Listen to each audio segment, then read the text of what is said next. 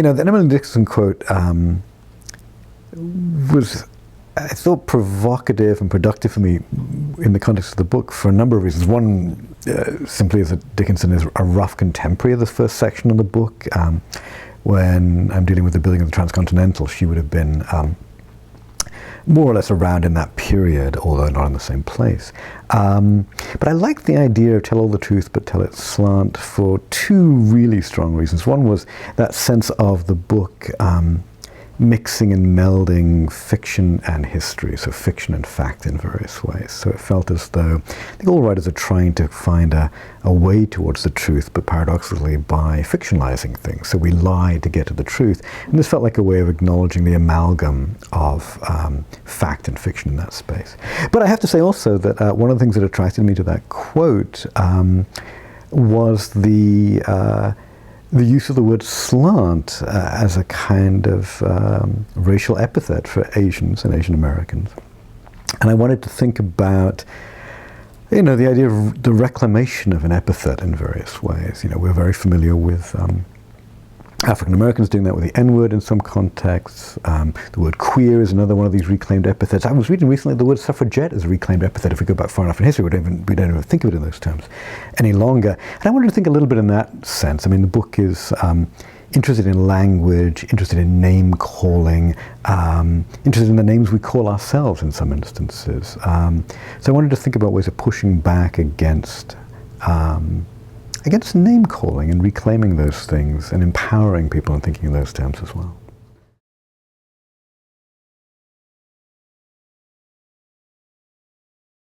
It's funny because this is something I've been thinking about for the best part of 15 years, not just in this book, but in my last book, The Welsh Girl, as well. I think it's often construed in the context of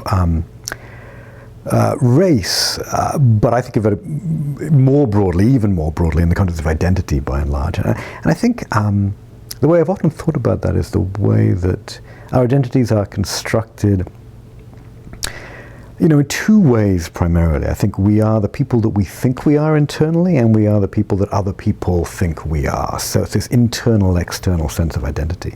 And one of the great struggles for us always is, do those things match up, right? Do people think of us the way we think of ourselves, or do we think of ourselves the way they think of us? I think very rarely is that actually the case.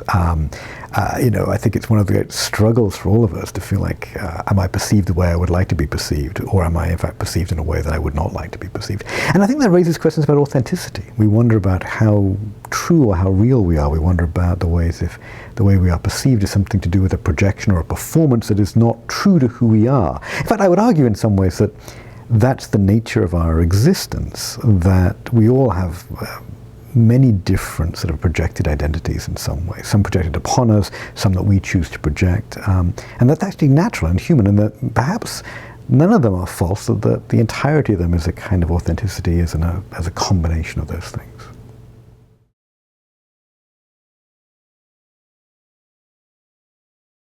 And I did an interview in Britain in the fall when the book was coming out there, and it was a really nice interview. I enjoyed chatting to the journalist involved. But the headline, which was a line they said, was that I had to leave Britain to become a writer, which seemed a little like, screw you, Britain, which is not really my intention.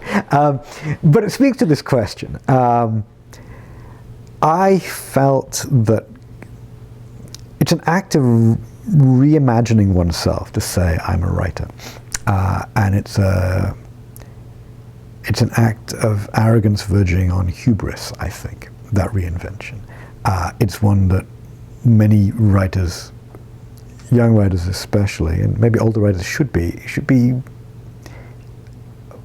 slightly embarrassed by, right? Because we feel the weight of a kind of pretension behind that. And, my mother's a dentist, my dad was an engineer, I studied physics in college. There was no teaching of creative writing essentially in Britain when I was growing up. So nobody I knew, even at 6 degrees of separation, wanted to be a writer, thought about being a writer. I didn't live in London, which is where all that stuff seemed to happen, somewhere else, somewhere that stuff went on. So coming from Britain to the US allowed me, particularly entering a graduate creative writing program, to be surrounded by other writers. People who were like, I'm a writer, you're a writer, sure, we're all writers, we may not be very good, we're going to try and get better, but can you even claim to be that thing? Went away in that space. It would have been hard for me to claim that in front of family and friends. People who loved me and were close to me, but who knew me as their son, or the guy I studied physics with, or a guy I worked in publishing with even. It was freeing to be able to reinvent myself and not worry about people going, you're a writer? No, you're not. You're that other guy that I know. So I like that. So that takes us back to the way we're talking about identities, right? The way others perceive us, and the way we wish to perceive ourselves. Sometimes the pressures of how others perceive us crush the way we might wish to perceive ourselves. When coming to the US, I got to sort of start over in a blank slate kind of way. So that was important to me as a writer.